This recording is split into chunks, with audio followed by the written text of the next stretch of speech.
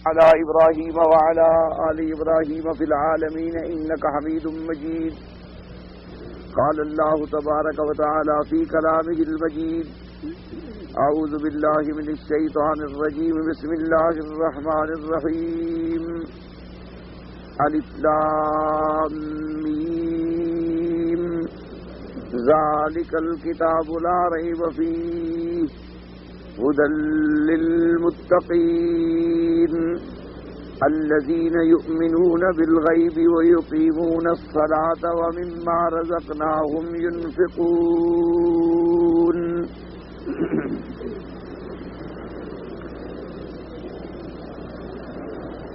سورۃ البقرہ کی اس آیت مبارک میں اللہ تبارک و تعالی نے ارشاد فرمایا: الذین یؤمنون بالغیب، جو لوگ ایمان لاتے ہیں بن دیکھے، ویقیمون الصلاۃ، اور قائم کرتے ہیں نمازوں کو، ومما رزقناہم ینفقون، اور جو کچھ ہم نے دیا ہے اس میں سے کچھ حصہ خرچ کرتے ہیں اللہ کے راستے میں۔ تو پہلی آیات میں الحمدللہ آپ نے اللہ کے قرآن کے بارے میں، قرآن کی عظمت کے بارے میں، کتاب کی عظمت کے بارے میں پڑھا کہ ذالک الکتاب لا ریب فیہ، کہ قرآن ایک ایسی جامع کامل مکمل کتاب ہے جس میں کوئی شک اور شبہ نہیں، اور اس کی صفت کا بیان کیا گیا کہ وہ ہدایت کرنے والی ہے، ہدن ہدایت کرنے والی ہے، سراپا ہدایت ہے، للمتقین، ان لوگوں کے لیے جو اللہ سے ڈرنے والے۔ اب آپ کتاب پر بھی مکمل بحث پڑھ چکے الحمدللہ، لا ریب پر بھی الحمدللہ مفصل بحث پڑھ چکے ہیں، اور ہدایت کے معانی بھی آپ پڑھ چکے ہیں، اور متقین کے درجات اور تقوی کے درجات بھی آپ الحمدللہ پڑھ چکے ہیں۔ اب متقین کی صفات کا بیان ہے۔ وہاں تو اجمالاً تھا نا کہ متقین مانا اللہ سے ڈرنے والے، اب ان کی آگے یوں سمجھیں کہ تفصیل اور صفات کا بیان ہو رہا ہے کہ الذین یؤمنون بالغیب، ان کی پہلی صفت کیا ہے؟ ایمان بالغیب۔ الذین یؤمنون بالغیب ویقیمون الصلاۃ ومما رزقناہم ينفقون۔ تو یہاں تین صفتوں کا ذکر آیا اس آیت مبارک۔ پہلی صفت ہے ایمان بالغیب، یہ یاد رکھیں، کیونکہ دل و دماغ میں جب تک یہ باتیں نہیں بیٹھیں گی پھر قرآن سمجھنا بڑا مشکل ہو جاتا ہے۔ پہلی صفت متقین کی ہے ایمان بالغیب، اور دوسری صفت کیا ہے؟ اقامت الصلوات، اور تیسری صفت کیا ہے؟ انفاق۔ پہلی صفت ہے ایمان بالغیب، دوسری صفت ہے نمازوں کا قائم کرنا، اور تیسری صفت یہ ہے کہ اللہ نے جو ان کو مال عطا فرمایا ہے اللہ کے راستے میں خرچ کرنا۔ یہ تین صفتیں۔ اور اب سب سے پہلی صفت سمجھیں کہ ایمان کس کو کہتے ہیں اور غیب کس کو کہتے ہیں۔ اس لیے مفسر رحمت اللہ علیہ نے بھی الذین یؤمنون بالغیب علیحدہ ذکر کیا ہے، اور وَيُقِيمُونَ الصَّلَاةَ وَمِمَّا رَزَقْنَاهُمْ يُنْفِقُونَ ان کو پھر علیحدہ ذکر کیا ہے، کیونکہ بنیادی مسئلہ تو ایمان ہے۔ سب سے پہلے تو یہ سمجھیں کہ ایمان جو ہے، ایمان کا معنی کیا ہے؟ اچھا، ایک لفظ ابھی سے یاد رکھ لیں، ایمان کا بھی استعمال ہوتا ہے اور اسلام کا بھی استعمال ہوتا ہے۔ یعنی ہم یوں کہتے ہیں کہ فلاں شخص ایمان لے آیا، یا کہتے ہیں جی فلاں شخص اسلام لے آیا، یا کہتے ہیں بھی ہم یہ لوگ مومن ہیں، یا کہتے ہیں مسلم ہیں۔ ایمان والے ہیں، اسلام والے ہیں، تو دو لفظ ہمیشہ استعمال ہوتے ہیں، ایک ایمان اور ایک اسلام۔ تو اب ان کو سمجھیں، ایمان کا معنی لغت کے اعتبار سے تو ہوتا ہے تصدیق کرنا، یعنی کسی شخص کی لائی ہوئی بات پر اعتماد کرتے ہوئے تصدیق کرنا، یہ ہے لغوی معنی بے اعتبار لغت کے۔ اور بے اعتبار شریعت کے کیا ہے کہ اللہ کے رسول پر اعتماد کرتے ہوئے جو اللہ کا رسول لایا ہے اس سب پر ایمان لانا، اس سب کو ماننا، یوں سمجھ لیں، یعنی تصدیق بما جاء بہ رسول اللہ صلی اللہ علیہ وسلم، کہ اللہ کا رسول جو لائے ہیں ان پر اعتماد کرتے ہوئے، بھروسہ کرتے ہوئے، ہر وہ چیز جو میرا پاک نبی لایا ہے اس پر ایمان لانا، اس کو ماننا، اس کی تصدیق کرنا، یہ ہے بے اعتبار شرع کے لفظ ایمان کا معنی۔ ابھی سمجھیں، یعنی یہ پوری تعریف نہیں بلکہ صرف لفظ ایمان۔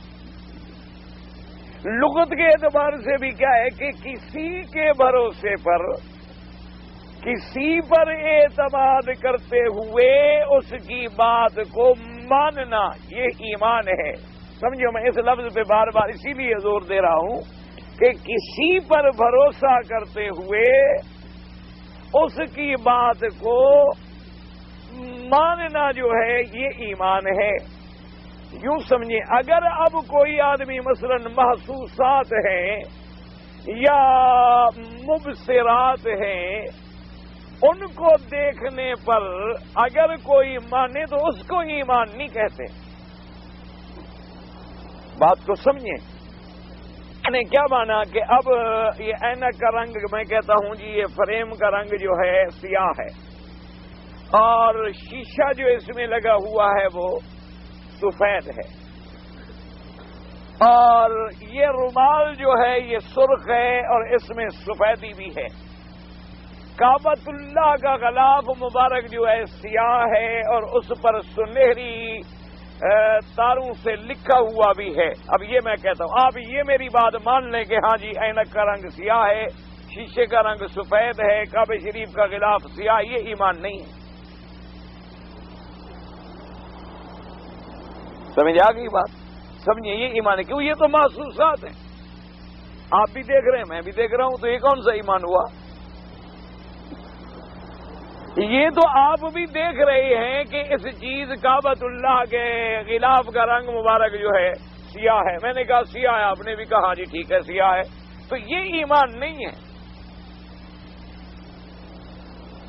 ایمان یہ ہوتا ہے کہ ہم کسی کے اعتماد پر، کسی کے بھروسے پر جو وہ کہے اس کو مان لیں، تب ایمان ہے۔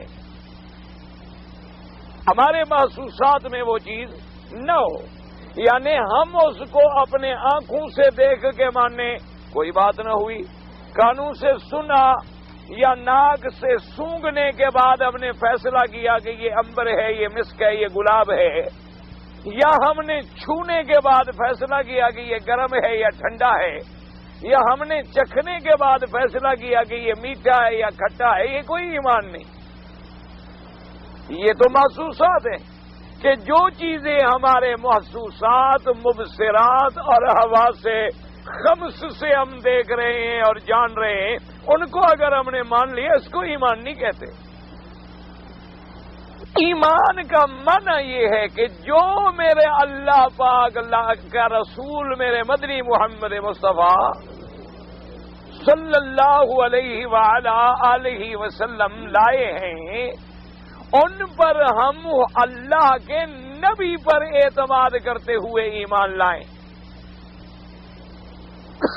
اللہ کے نبی نے فرمایا کہ خدا پر ایمان لاؤ. ہم نے خدا کو مان لیا, ہم نے خدا دیکھا نہیں اور نہ ہم دیکھ سکتے ہیں.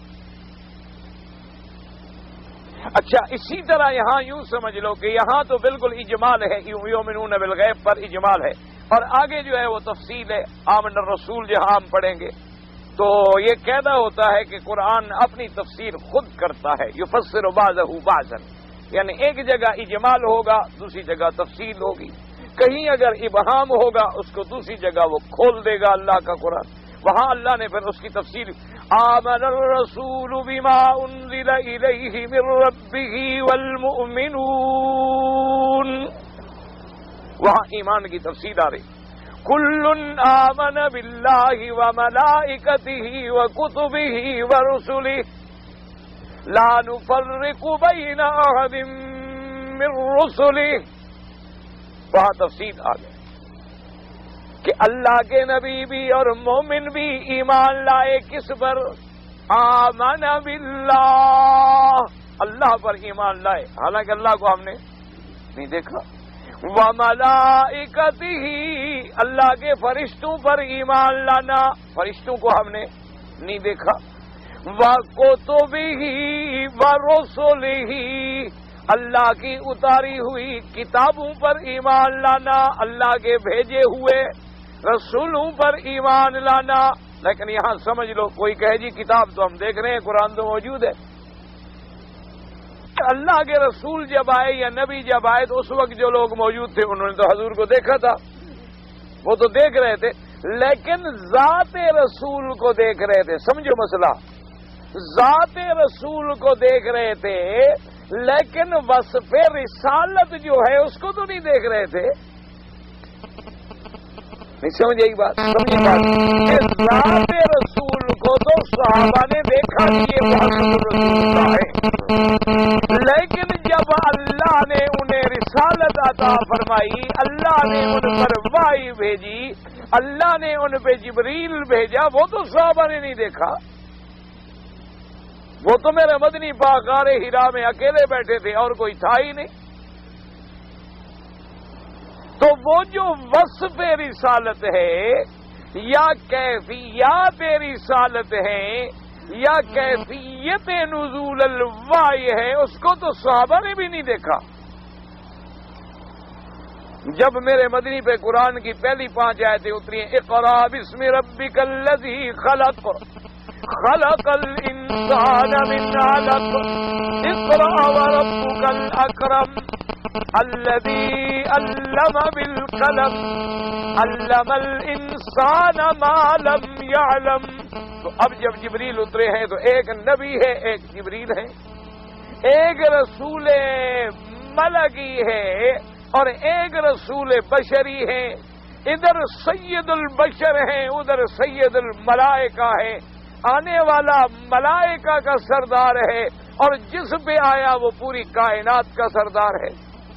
لیکن اس وقت تو کوئی نہیں دیکھنے والا. اچھا, اب کتاب ہے اللہ کا قرآن, ٹھیک ہے, لیکن جب اللہ کا کلام میرے مدنی پہ اترا اس کو تو کسی نے نہیں دیکھا. صحابہ حضور کی کیفیت کبھی کبھی دیکھتے تھے کہ حضور کے رنگ مبارک پہ اثر ہو جاتا تھا, آپ پہ اللہ کی وحی کا ایک معنوی بوجھ آ جاتا تھا, اور حضور صلی اللہ علیہ وسلم کے چہرے مبارک پہ پسینہ آ جاتا تھا, اور صحابہ معلوم کر لیتے تھے کہ وحی اتر رہی ہے لیکن دیکھ تو نہیں رہے. اب جب وہ وحی کی کیفیت ختم ہوتی تو حضور فرماتے کہ اللہ نے مجھ پر یہ حکم بھیجا ہے. تو اس لیے وہاں آیا کل آمن باللہ, اللہ پر ایمان لانا, لیکن ہم نے اللہ کو نہیں دیکھا. آمن باللہ وملائکتہ وکتبہ ورسلہ, اور ترتیب دیکھیں, اللہ پر ایمان اور پھر فرشتوں پر ایمان. کیونکہ فرشتے پر ایمان نہ ہو تو پھر کتاب پر ایمان کیسے ہوگا؟ فرشتے پر ایمان ہو تو کتاب پر بھی ایمان ہوگا. کہ لانے والا کون ہے؟ فرشتہ ہے. اب اگر فرشتے پر ایمان ختم ہو جائے تو کتاب پر تو خود بخود ختم ہو گیا. اس لیے فرمایا آپ باللہ و ملائکتہ و کتبہ، اب اگر کتاب پہ ایمان ہوگا تب ہی رسول پر ایمان ہوگا، اگر اللہ کے قرآن پر اعتبار یا ایمان نہیں تو پھر میرے نبی پر بھی ایمان نہیں، سیدھی سی بات ہے۔ تو اس لیے اللہ اور پھر لا نفرق بین احد من رسلہ، اور ہم جتنے اللہ نے رسول بھیجے ان کے درمیان میں تفریق نہیں کرتے۔ کیا مانا کہ عیسیٰ علیہ السلام کو تو مانے لیکن موسیٰ علیہ السلام کو نہ مانے، یا یہودی موسیٰ علیہ السلام کو مانے عیسیٰ علیہ السلام کو نہ مانے، یا عیسیٰ علیہ السلام کو مانے اور میرے مدنی محمد مصطفیٰ کو نہ مانے، ایمان نہیں ہوگا۔ لا نفرق بین احد من رسلہ، جتنی اللہ نے رسول بھیجے سب برحق۔ تو اس لیے اب سمجھیں کہ ایمان کا معنی کیا ہوا کہ جو رسول پاک فرمائے، رسول پاک کی ذات پر اعتماد کرتے ہوئے، بھروسہ کرتے ہوئے، اور ہر پوری تمام باتوں کو جو میرا مدنی پاک لے آیا ہے ان کا ماننا، اس کا نام ایمان ہے۔ اس لیے ہمیشہ یاد رکھیں۔ اب اس کو تھوڑا سا میں اور عرض کر دوں تاکہ آپ کو وضاحت ہو جائے۔ اب یعنی اللہ کی توحید پر ہمارا ایمان، لیکن توحید پر ایمان کیسے لائیں گے؟ جیسے سمجھایا حضرت محمد الرسول اللہ نے۔ سمجھ آ گئی بات؟ یہ نہیں کہ فلاسفہ کی طرح ہم کہیں کہ جی فلسفیوں کا یعنی سوچ یہ ہے اور وہ یوں کہتے ہیں اس لیے ہمیں معلوم ہوتا ہے کہ خدا ہے۔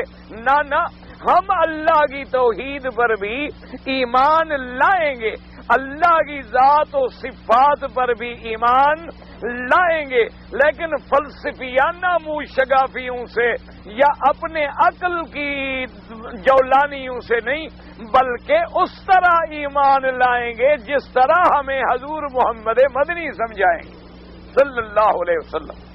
اسی طرح رسالت پر، اسی طرح نماز پر۔ اب اگر ایک آدمی کہے گا جی ٹھیک ہے نماز پر میرا ایمان ہے، نماز پر میرا ایمان ہے، لیکن نماز کا معنی دعا بھی ہے، نماز کا معنی خشوع بھی ہے، نماز کا معنی خضوع بھی ہے، نماز کا معنی اپنے بدن کا ہلانا بھی ہے، نماز کا معنی جو ہے دعا بھی ہے، اور کوئی ضروری نہیں کہ اس طرح ہم رکوع کریں، قیام کریں، سجود کریں، اور فجر کے وقت فجر پڑھیں اور ظہر کے وقت ظہر پڑھیں، عصر کے وقت عصر پڑھیں، مغرب کے وقت مغرب پڑھیں، یہ کوئی ضروری نہیں ہے۔ تو ہم کہیں گے یہ ملحد ہے، یہ زندیق ہے، یہ مومن نہیں۔ ملحد اور زندیق کس کو کہتے ہیں کہ لفظ تو قرآن کے مانتا ہے، لفظ اسلام کے مانتا ہے، لیکن اس کی تشریح اپنی طرف سے کرتا ہے، اس تشریح کو نہیں مانتا جو لائے ہیں حضرت محمد الرسول اللہ صلی اللہ علیہ وسلم۔ اب دیکھیں ہم نے دن رات میں کتنی نمازیں پڑھنی ہیں؟ 5 پڑھ لے، اور ان 5 نمازوں کا پڑھنا، ان 5 نمازوں کا وقت، ان 5 نمازوں کا طریقہ، ان 5 نمازوں کے فرائض، ان کے شروط، ان کے ارکان، ان کے واجبات، ان کے مستحبات ہمیں کس نے سمجھائے ہیں؟ ہاں جی، حضور صلی اللہ علیہ وسلم نے۔ اب کوئی آدمی کہے جی ٹھیک ہے فجر کی نماز پڑھنی ہے، لیکن ٹھیک ہے جب چاہیں گے پڑھ لیں گے، یا جیسے ہمارے یہ بعض فرق جو ہیں روافض کے اور شیعہ کے کرتے ہیں نا، 5 نمازیں اکٹھی پڑھ لیں گے، یا 5-10 دن کی بھی اکٹھی کر لیتے ہیں کبھی کبھی، 5 دن کی جو رہ جائیں، اچھا بھی 25 نمازیں ہو گئی، ایک دن کھڑے ہو گئے اور 25 پڑھ لی۔ تو اب یہ نماز کو تو مان رہے ہیں، نماز کو مان رہے ہیں، نہ مانتے تو نماز پڑھتے ہی نہ، نماز کو تو مان رہے ہیں، لیکن اس طرح نہیں مان رہے جس طرح ہمیں سمجھایا محمد پاک نے، تو یہ بھی ایمان نہیں ہوگا۔ سمجھ آ گئی؟ لاکھ وہ کہتے رہیں گے جی ہم تو نماز پڑھتے ہیں، بھئی تم لاکھ نماز پڑھو، جب اللہ نے فرما دیا کہ نمونہ نماز کا کون ہے؟ میرا مدنی محمد مصطفیٰ۔ جب اللہ نے فرما دیا کہ ایمان کا نمونہ کیا ہے اصحاب محمد مصطفیٰ، تو اس لیے جب تک ان کے ہم نمونے پہ نہیں اتریں گے اس وقت تک ایمان. تو اب ایمان کی موٹی بات یاد رکھ لیں، یعنی حضور پر بھروسہ، اعتماد، یقین کرتے ہوئے جو چیز میرے مدنی پاک لائے ہیں ان سب کو ماننے کا نام ایمان ہے. اچھا 10 باتیں مانے اور ایک نہ مانے تب بھی ایمان نہیں ہوگا. اسی لیے اللہ نے خود فرمایا افتؤمنون ببعض الکتاب وتکفرون ببعض. اللہ نے فرمایا کیا یہودیوں کی طرح تم کو اللہ کی کتاب کی کچھ باتیں تو مانتے ہو اور کچھ باتوں کا انکار کرتے ہو؟ اللہ نے فرمایا جو ایسا کرتے ہیں ان کے لیے خزی فی الحیات الدنیا و فی الآخرہ، دنیا میں بھی رسوائی ہے، آخرت میں بھی رسوائی ہے اور جہنم کا عذاب ہے. یہ نہیں کہ افتؤمنون ببعض الکتاب کہ تم قرآن کے کچھ باتوں کو تو مان لو اور کچھ باتوں کو نہ مانو.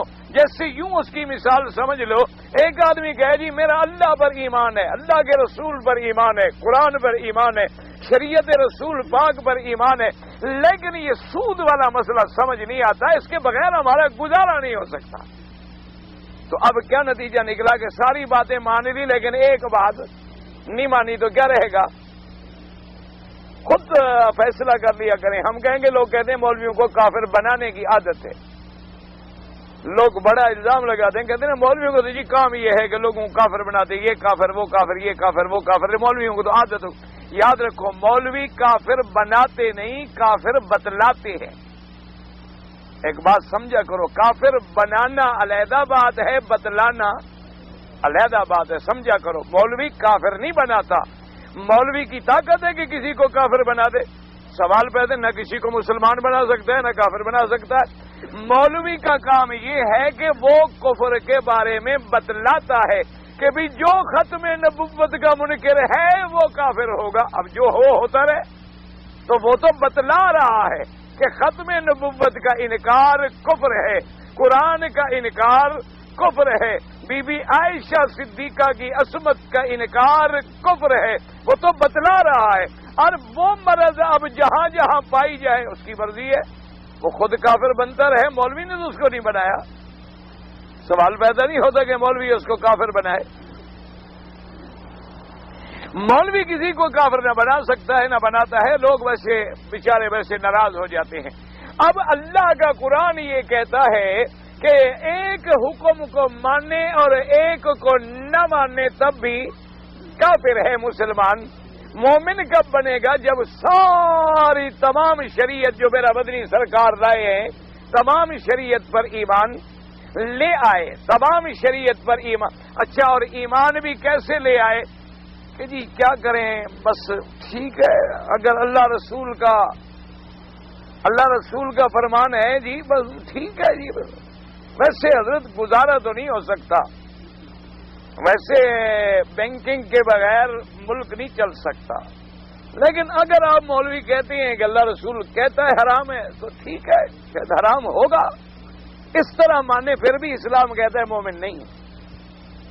حالانکہ وہ مان تو رہا ہے لیکن جبر سے، اکراہ سے، زبردستی اور ڈر سے اور پریشر سے کہ لوگ مجھے کافر نہ کہنا شروع کر دیں، لہذا میں کہہ دوں کہ جی ٹھیک ہے سود ہے تو حرام لیکن گزارا نہیں ہو سکتا.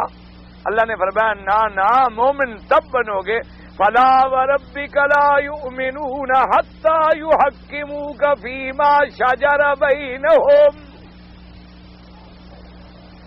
ثم لا یجدوا فی انفسہم حرجا مما قضیت. اللہ نے فرمایا میرا مدنی ہرگز نہیں، مجھے تیرے رب کی قسم ہے ہرگز وہ مومن نہیں ہو سکتے جب تک تیرے حکم کو نہ مانے، اور ماننے بھی ایسا کہ پھر دل میں تنگی بھی نہ ہو، پھر دل میں انقباض بھی نہ ہو، دل میں تنگی بھی نہ ہو، پھر کرکری بھی نہ ہو. بس تیرا حکم ہے کہ آمنا وصدقنا، اسی میں بھلائی ہے، اسی میں خیر ہے، اسی میں بہتری ہے. یہ کتنا بڑا جہل ہے، یہ کتنا بڑا دھوکہ ہے.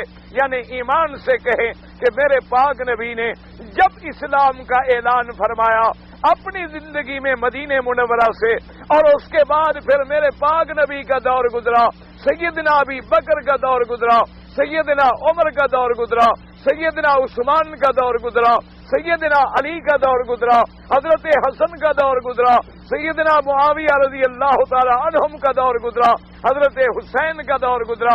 ایمان سے کہیں کیا اس دور میں کسی جگہ، کسی ملک میں، کسی اس کونے میں جہاں اسلام تھا انہوں نے کوئی سود کا کاروبار کیا؟ تو اس وقت اسلام نے ترقی کی ہے، اسلام نے تنزلی کی؟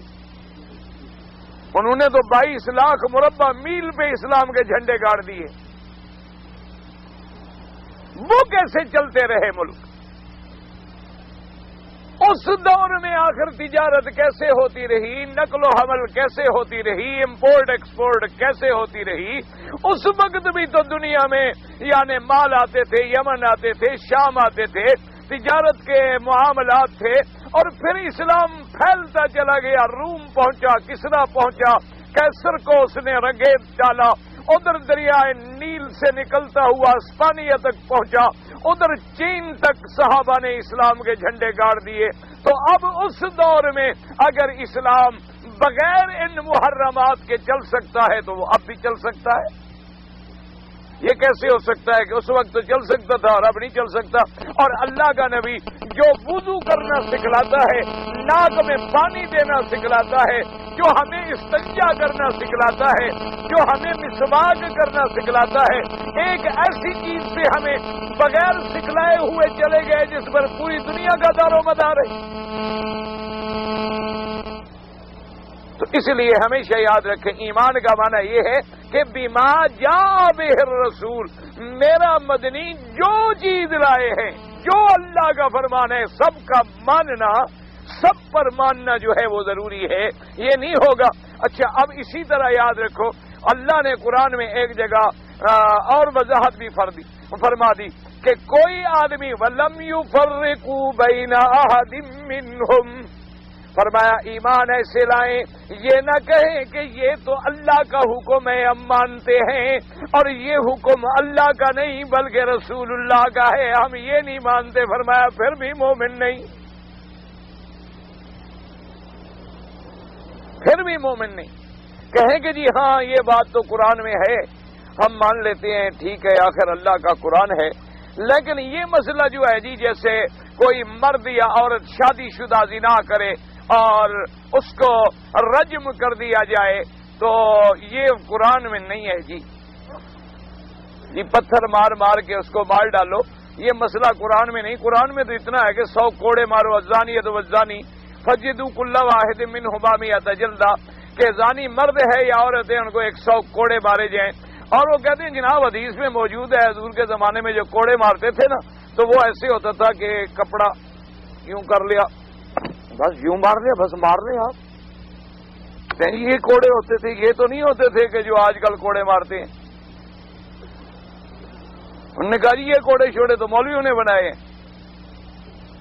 یہ تو ہے نہیں، اس وقت تو کوڑے یہ ہوتے تھے کہ کوئی چھڑی لے لی کھجور کی اور مار لی، یا کسی نے اٹھ کے ہاتھوں سے مار لیا، کسی نے اس کے جوتے سے مار لیا، یہ تو کوڑا تھا نہیں۔ اور پھر صرف کوڑوں کا حکم تو چلو ہے، لیکن یہ کہ بھی بالکل پتھر مار مار کے دونوں کو مار ڈالو، یہ تو قرآن میں ہے ہی نہیں۔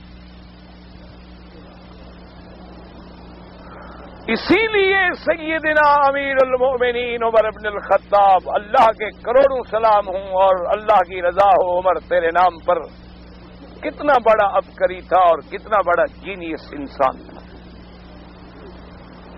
کتنی دور اندیش تھا۔ حضور کے منبر پہ کھڑے ہوئے اور فرمایا کہ یا ایھا الناس، اے لوگوں خبردار، ایک وقت آئے گا لوگ کہیں گے کہ آیت الرجم جو ہے، رجم اور سنسار کرنے کا حکم ہم قرآن میں نہیں پاتے ہیں، خبردار، رجم رسول اللہ و رجم ابو بکر و رجمنا، میرے مدنی نے خود رجم کا حکم دیا، ابی بکر نے خود رجم کا حکم دیا، میرے دور میں رجم ہوئی، اور اللہ کا نبی بغیر اللہ کے حکم کے کوئی بات کہہ نہیں سکتے ہیں۔ خیال کرنا کہ ایسے ملحد اور زندیق نہ پیدا ہو جائیں جو فرق کر دیں کہ اللہ کا حکم مانتے ہیں اور رسول اللہ کا حکم نہیں مانتے۔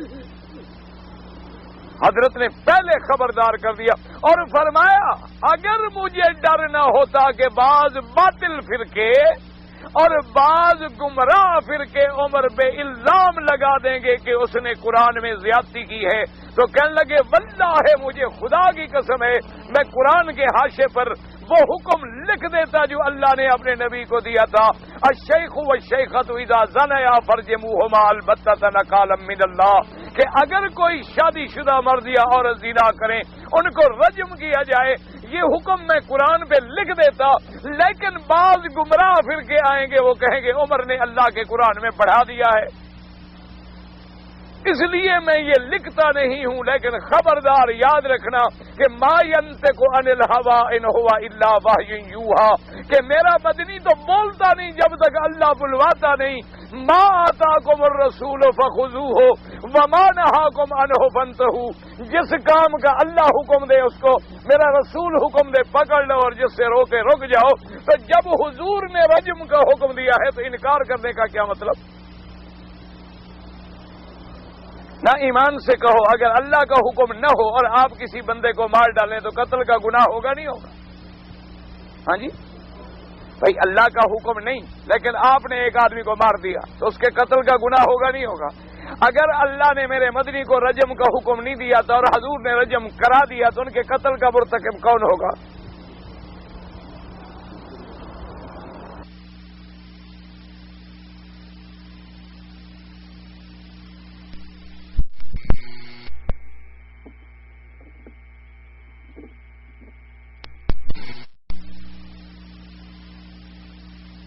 رسول اللہ سچے نبی ہیں، قرآن نے خود نہیں کہا یعرفونہ کما یعرفون ابناءہم، اللہ نے فرمایا یہودی ایسے جانتے تھے میرے مدنی کو جیسے اپنے بچوں کو جانتے ہیں کہ سچا رسول ہے، لیکن جانتے تھے لیکن مانتے نہیں تھے، تو جاننے کا نام ایمان۔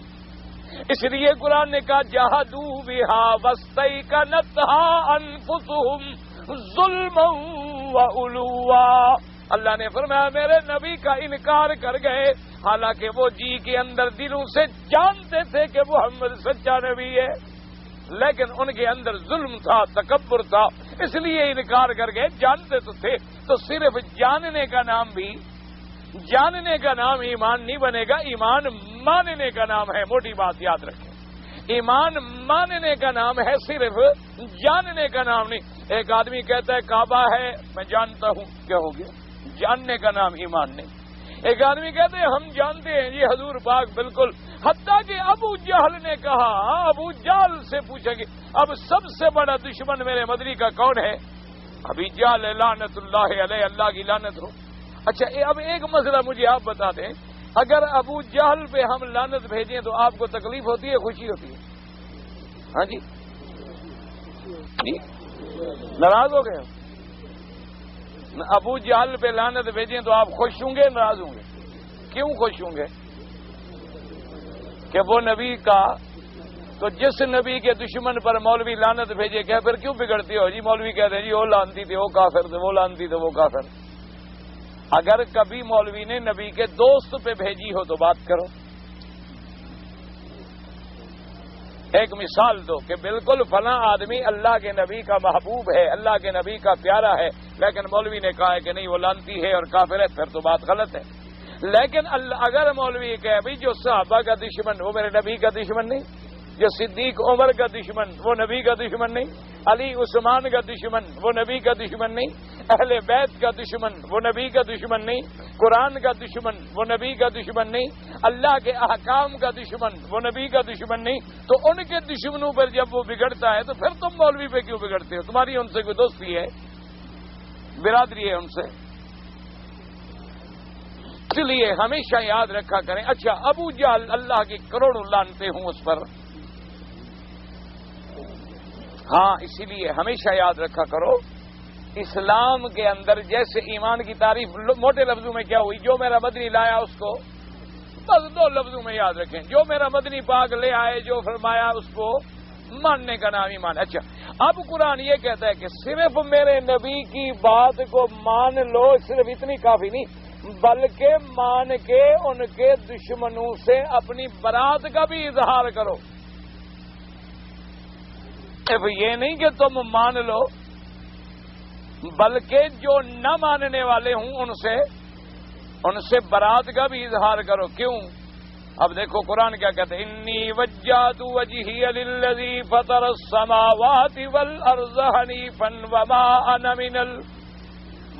انا من المشرکین، اور کہیں فرماتے ہیں انی بریء مما تشرکون، کہتے ہیں کہ میں اللہ کو ماننے والا ہوں، میں مشرک نہیں، میں برات کرتا ہوں اپنی، میرا مشکروں سے کوئی تعلق۔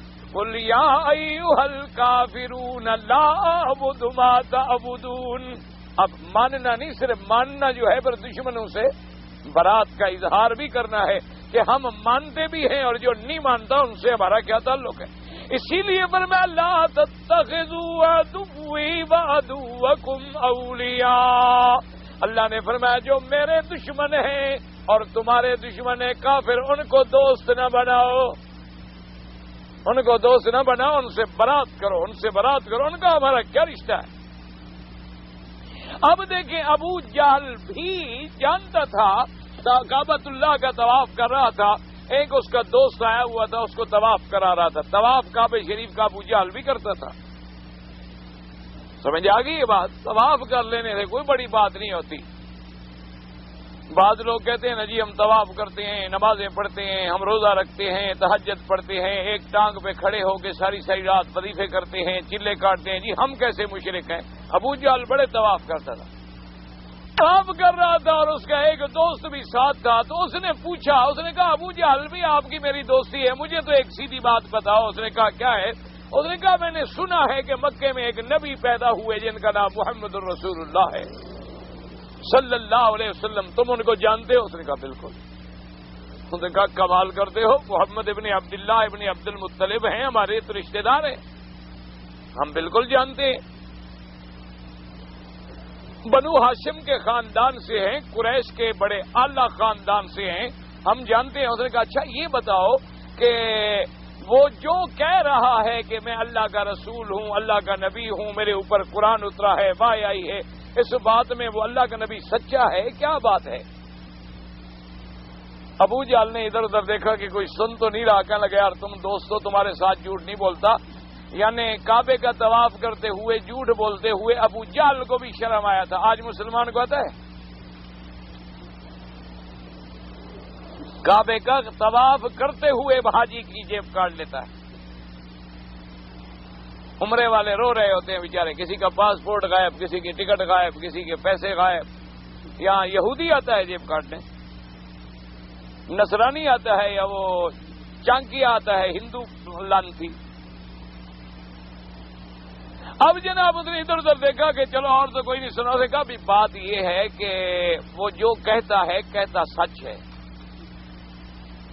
جو کہہ رہے ہیں نا اپنی نبوت رسالت کا سچی بات۔ اس نے کہا کیسے؟ تمہیں کیسے پتا وہ سچ کہتا ہے؟ اس نے کہا عجیب آدمی ہو، لبی سفینہ، اللہ کے نبی محمد مصطفیٰ بولے دفینہ، لبی سفینہ، آشفینہ 40 سنتن، 40 سال گزرے ہیں ہمارے اندر پیدا ہوئے، ہم میں زندگی گزاری، ہم میں بچپن گزارا ہے محمد مدنی نے۔ کہنے لگا ہمارے اندر حضور کے 40 سال گزرے ہیں، اس ذات نے کبھی کسی بندے پر بھی جھوٹ نہیں بولا، وہ خدا پہ کیسے جھوٹ بولے گا؟ اس کی زبان سے کبھی جھوٹ نکلا ہی نہیں، تو وہ اپنے اللہ پہ جھوٹ بولے گا کہ مجھے خدا نے نبی بنا کے بھیجا، اتنا بڑا جھوٹ؟ تو اس نے کہا پھر تم مان کیوں نہیں لیتے ہو جب سچی بات ہے؟ اس نے کہا یہ برادری کا جھگڑا ہے، یہ مانتے تو نہیں ہم۔ تو اب لیکن جاننے کا نام ایمان نہیں ہے، ایمان ماننے کا نام ہے۔ اچھا جی، اب ایک بات تو یہ آپ نے یاد رکھ لی، ماننے کا نام ایمان ہو گیا۔ اب ایمان کا مقام جو ہے یوں سمجھیں، ایمان اور اسلام، اسلام کا معنی ہے اطاعت و فرما برداری،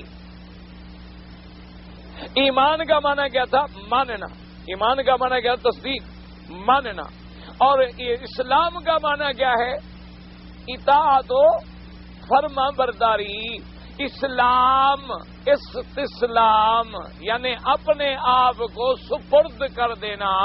جیسے میں کہوں جی میں اب آپ کا حضرت غلام ہوں، آپ جو حکم دیں میں اپنے آپ کو آپ کے سپرد کرتا ہوں. جیسے مثلا امام شافعی رحمۃ اللہ علیہ نے ایک مثال دی، انہوں نے فرمایا من علمنی حرفن، جس نے مجھے ایک دین کا حرف بھی پڑھایا ہے میں اس کا غلام ہوں. اس کی مرضی آئے تو مجھ سے کام لے، مرضی آئے تو میرا سودا کر دے، بیچ دے مجھے کہیں، جہاں پہ میں غلام جو ہوں ان کی مرضی، مجھے بیچ دیں، مجھ سے کام لیں، مجھ سے خدمت لیں، جو کریں. تو اسلام کا معنی کیا ہے؟ استسلام، اطاعت و فرما برداری کا اظہار کرنا، یہ لغت میں معنی ہے. اسی لیے قرآن نے ایک مقام پہ ایمان اور اسلام کا فرق کیا ہے، سمجھو کہ ایمان کا معنی تھا ماننا اور اسلام کا معنی ہے اطاعت و فرما برداری کا اظہار، کہ اطاعت و فرما برداری کا اقرار. اس لیے اس لغوی معنی کے اعتبار سے ایک جگہ قرآن نے فرق کیا. قالت الاعراب آمنا، بدو آئے حضور کی خدمت میں اور کہنے لگے جی ہم ایمان لے آئے. قالت الاعراب آمنا قل لم تؤمنوا ولكن قولوا اسلمنا. اللہ نے فرمایا میرا بدنی ان آرابوں کو، ان بدوں کو کہہ دو کہ یہ نہ کہو ہم ایمان لے آئے، یہ کہو ہم اسلام لے آئے، یعنی ہم اطاعت فرما برداری کا اظہار کر رہے ہیں، ابھی ایمان ان کے دل میں داخل نہیں ہوا. اسلام کا معنی کیا ہے؟ اطاعت و فرما برداری، یہ سپردگی.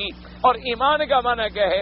ماننا. اچھا یہ تو ہے لغوی فرق، یاد رکھنا لغت میں، بے اعتبار لغت کے. شریعت میں ایمان اسلام کے بغیر نہیں، اسلام ایمان کے بغیر نہیں. یوں سمجھ لو شریعت کے اندر ایمان ہو تو لازم بات ہے کہ اسلام بھی ہوگا، اسلام ہو ایمان بھی ہوگا.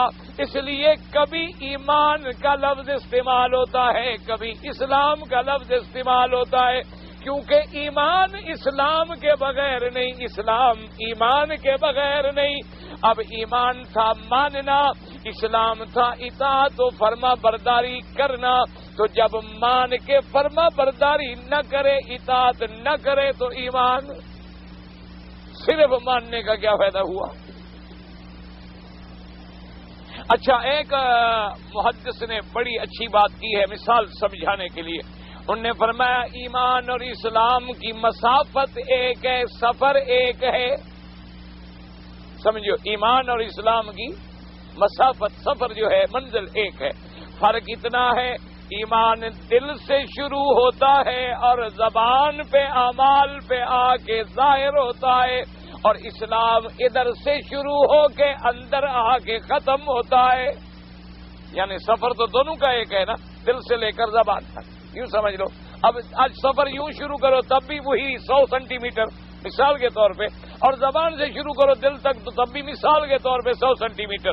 تو منزل تو دونوں کی ایک ہے، لیکن فرق ہے ایمان دل کا مسئلہ ہے، اسلام زبان کا. اب سمجھیں، اب زبان پہ ہو اور دل میں نہ ہو تو بھی ایمان. زبان پہ ہے لیکن دل میں نہیں ہے پھر بھی اسلام نہیں ہے. کیوں؟ فرمایا اذا جاءك المنافقون قالوا نشهد انك لرسول الله والله يعلم انك لرسول والله يشهد ان المنافقين لكاذبون. اللہ نے فرمایا میرے مدنی آپ کے پاس منافق آتے ہیں اور کہتے ہیں ہم گواہی دیتے ہیں آپ اللہ کے رسول ہیں. اللہ نے فرمایا اللہ جانتے ہیں کہ آپ اللہ کے رسول ہیں، لیکن میں گواہی دیتا ہوں یہ جھوٹے ہیں، زبان سے کہہ رہے ہیں اندر نہیں ہیں. اس لیے فرمایا ان المنافقین فی الدرک الاسفل من النار. فرمایا منافقی جو ہے جہنم کے سب سے نیچے والے طبقے میں ہوں گے. کیوں؟ زبان سے اقرار کرتے ہیں لیکن اندر نہیں ہے، پھر بھی ایمان نہ بنا. اچھا اب ایک آدمی کے دل کے اندر تو ہے لیکن زبان سے اقرار نہیں،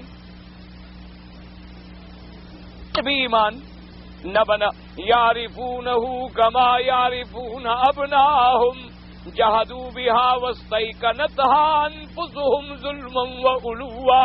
یہودی جانتے تھے کہ محمد الرسول اللہ سچے نبی ہے، دل میں ہے لیکن زبان پہ اقرار نہیں ہے. اسی لیے اب آپ زیادہ جھگڑوں میں نہ پڑیں. محدثین کی جو تعریف ہے، سلف صالحین کی جو تعریف ہے، وہی تعریف جامع ہے. لیکن ایک بات سمجھ لو، ایک ہے کہ زبان پہ اقرار نہیں، مثلا گنگا ہے کر ہی نہیں سکتا، وہ تو معذور ہے نا. سمجھ رہے ہو کہ نہیں، اس کی تو زبان پر اقرار نہیں ہے، لہذا گنگا نعوذ باللہ مسلمان ہی نہ ہو نا. اس لیے اب ایمان کی جامع تعریف کیا بنے گی؟ تصدیق بالقلب و اقرار باللسان و عمل بالارکان. کہ دل میں بھی تصدیق ہو اور زبان سے بھی اقرار ہو، اور پھر سارا بدن اس اقرار کی گواہی بھی دے.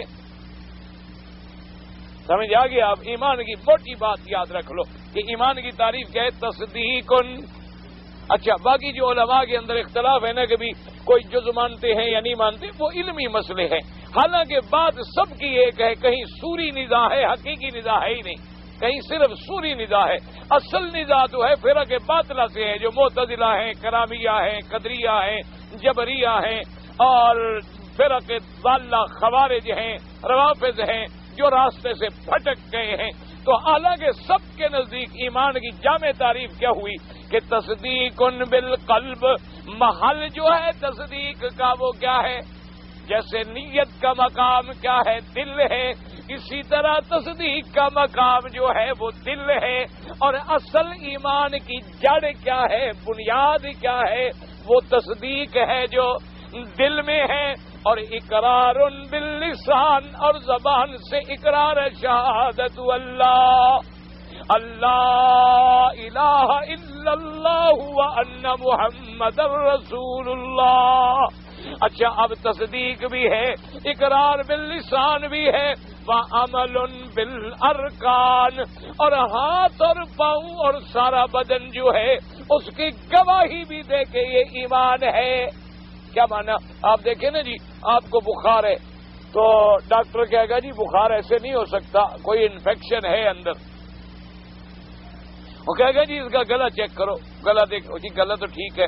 اچھا دیکھو ذرا ناک چیک کرو، اور دیکھا ناک بھی ٹھیک ہے. اور جی آپ کا پیٹ تو خراب نہیں، ذرا پیٹ چیک کرو. اور دیکھا ہاں جی ذرا پیٹ سے گڑبڑ ہے. اور دیکھا نا پھر آنتوں میں انفیکشن ہے، اس اندر انفیکشن نہ ہو بخار کو علامت ہے، بخار کو ہمیں بتلانے کا ذریعہ ہے کہ اندر کوئی گڑبڑ ہے. اس کا اثر بدن میں آ جاتا ہے. تو بخار کا اثر بدن میں آ جائے اور ایمان کا اثر بدن میں نہ ہو تو یہ اچھا ایمان ہوا. کہ ایک انفیکشن ہو جائے تو اس کا تو ہے اثر، لیکن ہم ہیں مسلمان، ہیں ایمان والے، لیکن نہ ہمارے شکل سے ایمان نظر آئے، نہ ہمارے عمل سے ایمان نظر آئے، نہ ہمارے لباس میں ایمان نظر آئے، نہ ہمارے کردار میں ایمان نظر آئے، نہ ہماری سیرت میں ایمان نظر آئے، نہ صورت میں ایمان نظر آئے، بلکہ ہمارے 10 آدمی اگر آپ انگریزوں میں چھوڑ دیں تو انگریز نظر آئیں، سال کے لیے ہندو میں چھوڑ دیں تو ہندو نظر آئیں، سکھوں میں چھوڑ دیں تو سکھ نظر آئیں، اور جناب نصرانیوں میں چھوڑ دیں تو نصرانی نظر آئیں، اور گانے بجانے والوں کے ساتھ چھوڑ دیں تو بالکل وہ آپ کو ان جیسے نظر آئیں. یہ ایمان تو نہ ہوا. ایمان تو تب ہوگا کہ دل میں تصدیق ہو اور زبان پر اقرار ہو اور عمل بالارکان ہو. کیا مانا؟ اب نماز جو پڑھتے ہیں تو آپ ہاتھ پاؤں ہلاتے ہیں کہ نہیں ہلاتے؟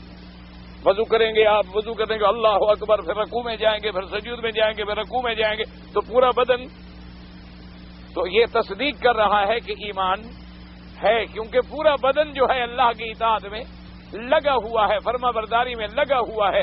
اور اگر وہ اطاعت کا اظہار ہمارا بدن نہیں کر رہا، ہمارے ارکان اور جوارے جو ہیں وہ نہیں کر رہے، ہاں فرق اتنا ہے کہ بعض خاص اعمال ہیں جن پہ محدثین نے کہا کہ ان کا منکر کافر ہو جاتا ہے، ورنہ وہ کہتے ہیں ایمان میں کمال نہیں پیدا ہوتا. بعض عمل ایسے ہیں جن پر حضور نے فرما دیا، جیسے نماز کے چھوڑنے والا، حضور نے فرما دیا کہ ایک آدمی جو ایک نماز چھوڑ دے وہ کافر ہو جاتا ہے. اسی لیے امام احمد ابن حنبل رحمۃ اللہ علیہ نے فتویٰ دیا کہ جو شخص ایک نماز فرض جو ہے وہ جان بوجھ کے چھوڑ دے عمدن، کوئی عذر نہیں، کوئی بیماری نہیں، کوئی تکلیف نہیں، کوئی مجبوری نہیں، عمدن اس نے نماز چھوڑ دی ہے، تو وہ فرماتی ہے کافر ہو گیا، ایمان سے خارج ہو گیا اور اس کا نکاح بھی ختم ہو گیا، اور اسی حالت میں مر جائے، فرماتے ہیں جنازہ بھی نہ پڑھا جائے اور مسلمانوں کے قبرستان میں دفن بھی نہ کیے جائے۔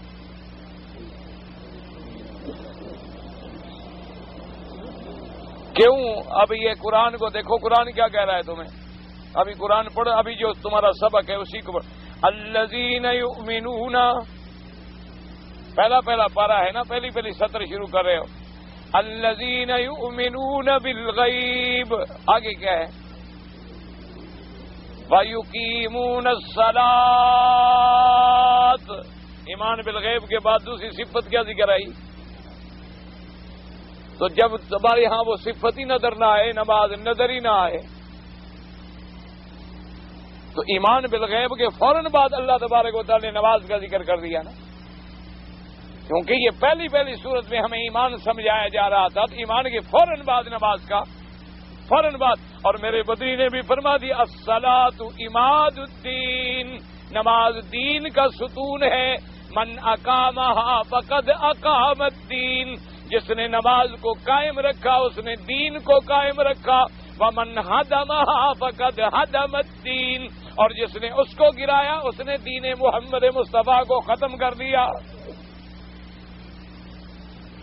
اور حضور نے فرمایا کہ فرق بین الایمان والکفر کیا ہے؟ صلاۃ، فرمایا صلۃ بین العبد و بین الرب، بندے اور رب کے درمیان میں جو صلہ ہے، جو رسی ہے، جو کڑی ہے، وہ کیا ہے؟ نماز نہیں تو صلہ ٹوٹ گیا، جب کڑی ٹوٹ گئی تو اللہ سے تعلق ختم ہو گیا۔ تو اس لیے اب سمجھیں تو ایمان کی تعریف کیا ہوئی؟ ماننا اور دل میں تصدیق کا ہونا، زبان پر اقرار کا ہونا اور ارکان پر اس کا اثر ہونا۔ صرف یہ نہیں کہ صرف دعویٰ کرتے رہیں، دعا کریں اللہ ہمیں تصدیق بالقلب و اقرار باللسان و عمل بالارکان، جیسے محدثین نے فرمایا، سلف صالحین نے فرمایا، اللہ ہمیں اسی طرح کا ایمان نصیب فرمائے۔ جی اگر میں نے ایک مجلس میں بیٹھے ہوئے قرآن شریف پڑھ رہا تھا کہ ایک آیت سجدہ آ گئی تو میں نے سجدہ کیا، اگر پھر آگے چلا تو اور سجدے کی آیت آ گئی تو پھر وہی ایک سجدہ کافی ہوگا یا دوسرا؟ تو پھر دوسرا سجدہ آیا ہے یا وہی ایک ہے؟ اور جب سجدہ دوسرا آ گیا تو پھر تمہیں دوسرا سجدہ کرنا پڑے گا، تو کامن سینس کی بات ہے۔ جب اسٹیشن 2 آ گئے تو اس کو ایک کیسے کہہ رہے ہو؟ تو پہلا سجدے کی آیت آئی تو سجدہ، دوسرے سجدے کی آیت آئی تو سجدہ، تیسری آیت آئے تو سجدہ۔ وہ مسئلہ تم نے سمجھا نہیں کہ سجدے کی آیت ایک ہے اور میں بار بار پڑھ رہا ہوں اسی آیت کو، تو پھر ایک سجدہ ہوگا۔ یہ نہیں کہ 100 دفعہ پڑھوں تو 100 دفعہ سجدہ کروں۔ جس مثلا طالب العلم ہے، قرآن یاد کر رہا ہے، آیت سجدہ کو پڑھ رہا ہے، پھر پڑھ رہا ہے، بار بار پڑھ رہا ہے، لیکن ایک جگہ بیٹھے ہوئے پڑھ رہا ہے، اب چاہے 100 دفعہ بھی پڑھتا رہے سجدہ ایک ہوگا۔ لیکن اگر دوسری آیت سجدے کی آ گئی پھر اور سجدہ آ جائے گا، تیسری آیت آ گئی تو پھر اور سجدہ آ جائے گا۔ سمجھ آ گئی ہے بات؟ طواف کے نفل سنت سے پہلے ادا کریں یا بعد میں ادا کریں؟ گزارش یہ ہے کہ امام ابو حنیفہ رحمۃ اللہ علیہ کے نزدیک طواف کے جو 2 رکعات ہیں وہ واجب کے درجے میں ہیں۔ وہ فرماتے ہیں یہ یعنی سنت سے بھی اور آگے کا درجہ ہے کہ حضور پاک نے کبھی نہیں چھوڑا، کبھی یہ ثابت ہی نہیں کہ آپ نے طواف کیا ہو اور 2 رکعتیں نہ پڑھی ہوں، ورنہ کبھی کبھی ایسی سنتیں ہیں حضور نے پڑھی کبھی نہیں پڑھی، لیکن یہ ایسی 2 رکعتیں ہیں جو حضور پاک نے کبھی نہیں چھوڑی ہیں، اس لیے ان کے نزدیک تو یہ واجب کا درجہ ہے۔ جب واجب کا درجہ ہے وہ فرماتے ہیں عشاء پڑھ لی، اگر 2 رکعتیں طواف کی پڑھنی ہے تو پہلے 2 رکعت طواف کی پڑھو اور پھر سنت پڑھو، کیونکہ واجب کا درجہ ان سے زیادہ ہے۔ اور باقی ائمہ کے نزدیک مطلقاً سنت ہے 2 رکعت پڑھنا۔ وہ کہتے ہیں چاہے طواف کی پہلے پڑھ لے مرضی، نماز کی 2 سنتیں پہلے پڑھ لے مرضی، یہ علمی تحقیقیں ہیں۔ اصل مسئلہ یہ ہے کہ چھوڑا نہ کرو، سمجھ آ گئی بات؟ اگر پہلے پڑھ لی تو الحمدللہ، بعد میں پڑھ لی تو الحمدللہ، کوئی جھگڑے والی بات ہے ہی نہیں۔ یہ صرف علمی تحقیق ہے، اور تاکہ امام صاحب کی یہ عادت ہے، ایسے مسائل میں وہ ایسا مسئلہ بیان کرتے ہیں کہ لوگوں کے دل و دماغ میں گھر کر جائے۔ کیوں؟ اب اتنی شدت ہو کبھی تم نے سنتوں سے بھی پہلے پڑھنا ہے، تم چھوڑو گے کبھی؟ بلا سوال ہی پیدا نہیں ہوتا، کبھی چھوڑ ہی نہیں سکتے، کیونکہ تاکید ہو گئی نا، پکی ہو گئی نا بات۔ اور اگر ہم تھوڑی رعایت کرتے کہ بھی ہے تو عام پڑھ لو تو ٹھیک ہے، اور نہ پڑھو تو حرج نہیں، پھر آدمی کہ یار آج تھکے ہوئے آج نہیں پڑھتے، تو ذرا وہاں چھوڑنے کی آسانی پیدا ہو جائے گی۔ اس لیے امام صاحب بڑے سخت ہیں، جیسے ظہر کی نماز سے پہلے 4 سنتے ہیں، اب حدیث میں 2 بھی موجود ہیں، 4 بھی موجود ہے۔ جو لوگ 2 سنتے پڑھتے ہیں ظہر سے پہلے، وہ بھی حدیث پاک میں موجود ہے، اور 4 سنتوں والی روایت بھی موجود ہے۔ لیکن امام صاحب کہتے ہیں 4 ہیں، اور ہیں بھی مؤکدہ، یعنی بالکل مؤکد تاکید والی سنتیں ہیں، اور پڑھنی بھی 4 ہیں۔ اچھا، اب جن کو 4 پڑھنے کی دماغ میں عادت بن جائے گی تو دونوں حدیثوں پہ عمل ہو گیا، 4 والی پر بھی اور 2 والی پر بھی۔ اگر صرف ہم 2 پڑھیں گے تو 4 والی حدیث تو رہ گئی نا۔ اس لیے امام صاحب کے مسئلے آپ جب دیکھیں گے نا تو ایسے سائنٹیفک اور ایسے جامع ہوتے ہیں کہ تمام احادیث رسول اللہ پہ عمل ہو جاتا ہے۔ اللہ تبارک و تعالیٰ کروڑوں رحمتیں فرمائے۔ تہجد کی اذان جو ہے سنت سے ثابت ہے، بالکل سنت سے ثابت ہے۔ حضور نے اپنے زمانے میں حکم دیا تھا کہ 2 آدمی اذان دیں گے، ایک حضرت بلال اور ایک حضرت عبداللہ ابن ام مکتوم۔ آپ نے فرمایا کہ جب بلال اذان دے تو تم کھایا پیا کرو، ڈرے نہ کرو رمضان میں، وہ تہجد کی اذان ہے، اس سے روزہ نہیں بند ہوتا۔ ہاں، جب عبداللہ ابن ام مکتوم اذان دے تو پھر خیال رکھنا، پھر بند کر دینا، پھر خبردار وہ فجر کی اذان ہوگی۔ تو ثابت ہوا کہ پہلے بلال کی اذان جو تھی وہ تہجد کی اذان تھی، عبداللہ ابن مکتوم کی اذان جو تھی وہ فجر کی اذان تھی۔ اور اسی لیے صحابہ کہتے ہیں کہ حضرت عبداللہ ابن مکتوم نابینا بھی تھے، اور اول وقت میں ماشاءاللہ اذانیں ہوتی تھی تو کبھی کبھی صحابہ بھی غریب تھے، کبھی کسی نے کوئی کھجور بھیج دی تو کھا لی، ورنہ کھانے کے لیے کیا تھا۔ تو کہتی ہیں کبھی لیٹ ہوتی تو ہم کہتے بھی تھوڑی سی تو دیر کر لو، ہمیں 2 لقمے تو کھانے دو۔ تو اس لیے بہرحال یہ 2 اذانیں جو ہیں حضور کے وقت سے موجود ہیں۔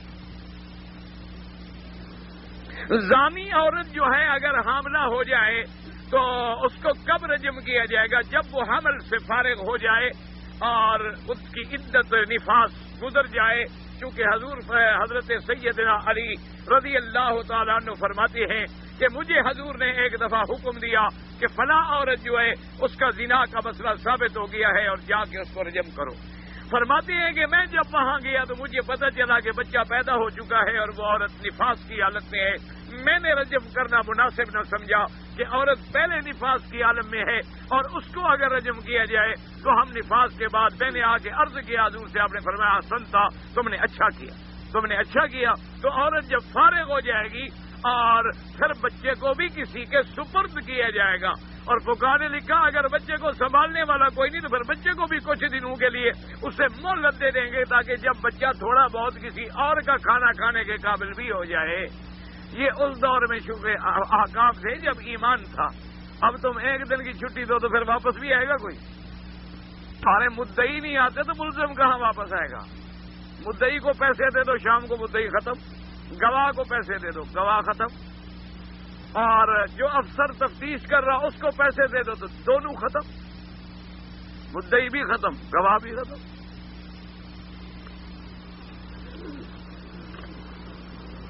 اگر کسی آدمی نے کسی کو 50 ریال دیا کہ میرے باپ کے لیے تم بدل حج کر لو یا عمرہ کر لو، کوئی حرج نہیں، لیکن طے نہ کرے، بزنس نہ کرے کہ جی ہم 1000 ریال لیں گے تو بدلہ کریں گے، نہ، وہ کہا بھی ٹھیک ہے تم بدل کر دو، میری طرف سے والد معذور ہے یا فوت ہو گیا معذور ہے، اور جو تم پھر خود اندازہ لگاؤ کہ اس زمانے میں آخر آنے کا جانے کا خرچہ اتنا ہوگا اور کچھ تم نے زیادہ بھی دے دیا، اور جو دے دیا اس نے کہا ٹھیک ہے کوئی حرج نہیں۔ لیکن اگر کاروبار کرے تو پھر تو دین بیچنے والی بات ہو گئی۔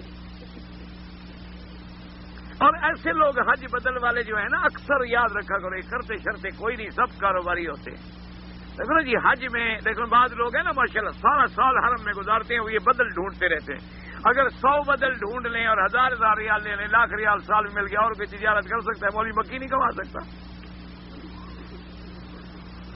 سچی بات ہے. ایک آدمی آ گیا جی میں آپ سے حج بدل کرانا چاہتا ہوں. نے کہا کیوں جی؟ وجہ میں پاگل ہو گیا ہوں. کہتے نہیں جی آپ مہربانی کریں. مہربانی کیا؟ میں جو اپنی باپ دادے کی جائیداد چھوڑ کے یہاں پڑا ہوں تمہارے باپ کے حج کے لیے پڑا ہوا ہوں. کو خدا کا خوف کرو اللہ کے بندے. الحمدللہ اللہ نے مجھے بہت کچھ نوازا ہے اپنے باپ دادوں سے. میں نے ان کو چھوڑ دیا ہے تو اللہ کے کعبے کے لیے چھوڑ دیا ہے, تمہارے 1000 ریال کے لیے چھوڑ دیا ہے. بہرحال ان لوگوں سے کرایا کرو جو خالص صحیح معنوں میں کرنے والے ہو, جن پر تمہیں یقین ہو. ورنہ اکثر لوگ جو ہیں وہ کاروباری ہوتے ہیں, پیسے لے لیتے ہیں, جی آپ حج بدل جمع کرا دیں جمع کرا دیں جمع کرا دیں جمع کرا دیں. عرفات کے دن دعا کر لیتے ہیں اللہ میاں جن نے پیسے دیے تھے سب کو ثواب دینا. بس حج شج نہیں ہوتا. یہ سارے پیسوں کا مسئلہ ایک ہی سمجھ لو. اچھا جی زیادہ پیتے ہیں, نماز میں بال اڑانے کی وجہ داڑھی کو چترا صاحب کا اڑاتے ہیں. چند لوگ عمرہ کرتے ہیں, احرام کی حالت میں سگریٹ پیتے ہیں. عمرہ تو ہو جائے گا, سگریٹ پینے کا گناہ علیحدہ ہے. سگریٹ ویسے حرام ہے, احرام میں ڈبل حرام ہے. لیکن بہرحال یہ نہیں کہ عمرہ بھی نہیں ہوگا, عمرہ تو ہو جائے گا, عمرہ تو ہو جائے گا.